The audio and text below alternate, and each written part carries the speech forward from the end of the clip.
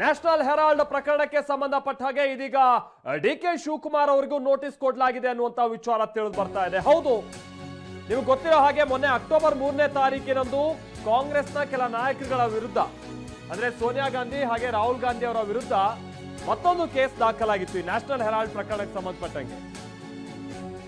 ಈಗ ಅದೇ ಪ್ರಕರಣಕ್ಕೆ ಸಂಬಂಧಪಟ್ಟಂಗೆ ಅಂದ್ರೆ FIR ದಾಖಲಾಗಿತ್ತಲ್ಲ, ಅದೇ ಪ್ರಕರಣಕ್ಕೆ ಸಂಬಂಧಪಟ್ಟ ಹಾಗೆ DCM ಡಿಕೆ ಶಿವಕುಮಾರ್ ಅವರಿಗೆ ದೆಹಲಿ ಪೊಲೀಸರು ನೋಟಿಸ್ ಅನ್ನ ಕೊಟ್ಟಿದ್ದಾರೆ.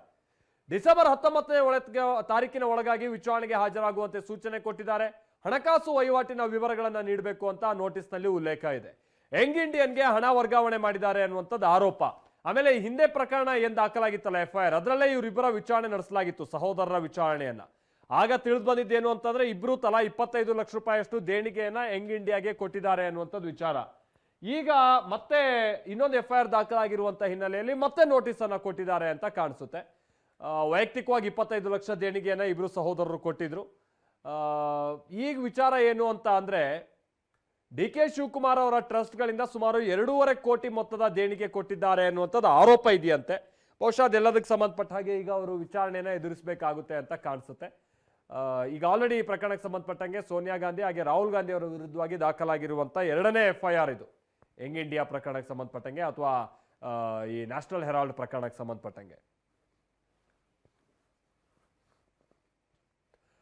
ನ್ಯಾಷನಲ್ ಹೆರಾಲ್ಡ್ ಪ್ರಕರಣಕ್ಕೆ ಸಂಬಂಧಪಟ್ಟ ಹಾಗೆ ಇದೀಗ DK ಶಿವಕುಮಾರ್ ಅವರಿಗೂ ನೋಟಿಸ್ ಕೊಡಲಾಗಿದೆ ಅನ್ನುವಂತ ವಿಚಾರ ತಿಳಿದು ಬರ್ತಾ ಇದೆ. ಹೌದು, ನಿಮಗೆ ಗೊತ್ತಿರೋ ಹಾಗೆ ಮೊನ್ನೆ ಅಕ್ಟೋಬರ್ 3ನೇ ತಾರೀಕಿನಂದು ಕಾಂಗ್ರೆಸ್ನ ಕೆಲ ನಾಯಕರುಗಳ ವಿರುದ್ಧ, ಅಂದ್ರೆ ಸೋನಿಯಾ ಗಾಂಧಿ ಹಾಗೆ ರಾಹುಲ್ ಗಾಂಧಿ ಅವರ ವಿರುದ್ಧ ಮತ್ತೊಂದು ಕೇಸ್ ದಾಖಲಾಗಿತ್ತು ಈ ನ್ಯಾಷನಲ್ ಹೆರಾಲ್ಡ್ ಪ್ರಕರಣಕ್ಕೆ ಸಂಬಂಧಪಟ್ಟಂಗೆ.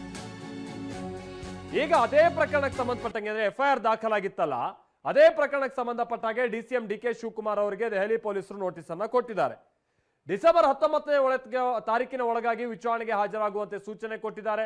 ಹಣಕಾಸು ವಹಿವಾಟಿನ ವಿವರಗಳನ್ನ ನೀಡಬೇಕು ಅಂತ ನೋಟಿಸ್ ನಲ್ಲಿ ಉಲ್ಲೇಖ ಇದೆ. ಯಂಗ್ ಇಂಡಿಯನ್ಗೆ ಹಣ ವರ್ಗಾವಣೆ ಮಾಡಿದ್ದಾರೆ ಅನ್ನುವಂಥದ್ದು ಆರೋಪ. ಆಮೇಲೆ ಹಿಂದೆ ಪ್ರಕರಣ ಏನ್ ದಾಖಲಾಗಿತ್ತಲ್ಲ FIR, ಅದರಲ್ಲೇ ಇವರಿಬ್ಬರ ವಿಚಾರಣೆ ನಡೆಸಲಾಗಿತ್ತು, ಸಹೋದರರ ವಿಚಾರಣೆಯನ್ನ. ಆಗ ತಿಳಿದು ಬಂದಿದ್ದೇನು ಅಂತಂದ್ರೆ ಇಬ್ರು ತಲಾ 25 ಲಕ್ಷ ರೂಪಾಯಿಯಷ್ಟು ದೇಣಿಗೆಯನ್ನ ಯಂಗ್ ಇಂಡಿಯಾಗೆ ಕೊಟ್ಟಿದ್ದಾರೆ ಅನ್ನುವಂಥದ್ದು ವಿಚಾರ. ಈಗ ಮತ್ತೆ ಇನ್ನೊಂದು FIR ದಾಖಲಾಗಿರುವಂತ ಹಿನ್ನೆಲೆಯಲ್ಲಿ ಮತ್ತೆ ನೋಟಿಸ್ ಅನ್ನ ಕೊಟ್ಟಿದ್ದಾರೆ ಅಂತ ಕಾಣಿಸುತ್ತೆ. ವೈಯಕ್ತಿಕವಾಗಿ 25 ಲಕ್ಷ ದೇಣಿಗೆಯನ್ನ ಇಬ್ರು ಸಹೋದರರು ಕೊಟ್ಟಿದ್ರು.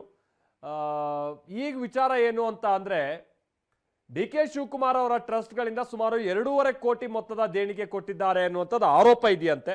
ಬಹುಶಃ ಅದೆಲ್ಲದಕ್ಕೆ ಸಂಬಂಧಪಟ್ಟ ಹಾಗೆ ಈಗ ಅವರು ವಿಚಾರಣೆನ ಎದುರಿಸಬೇಕಾಗುತ್ತೆ ಅಂತ ಕಾಣಿಸುತ್ತೆ. ಈಗ ಆಲ್ರೆಡಿ ಈ ಪ್ರಕರಣಕ್ಕೆ ಸಂಬಂಧಪಟ್ಟಂಗೆ ಸೋನಿಯಾ ಗಾಂಧಿ ಹಾಗೆ ರಾಹುಲ್ ಗಾಂಧಿ ಅವರ ವಿರುದ್ಧವಾಗಿ ದಾಖಲಾಗಿರುವಂತ 2ನೇ FIR ಇದು, ಯಂಗ್ ಇಂಡಿಯಾ ಪ್ರಕರಣಕ್ಕೆ ಸಂಬಂಧಪಟ್ಟಂಗೆ ಅಥವಾ ಈ ನ್ಯಾಷನಲ್ ಹೆರಾಲ್ಡ್ ಪ್ರಕರಣಕ್ಕೆ ಸಂಬಂಧಪಟ್ಟಂಗೆ.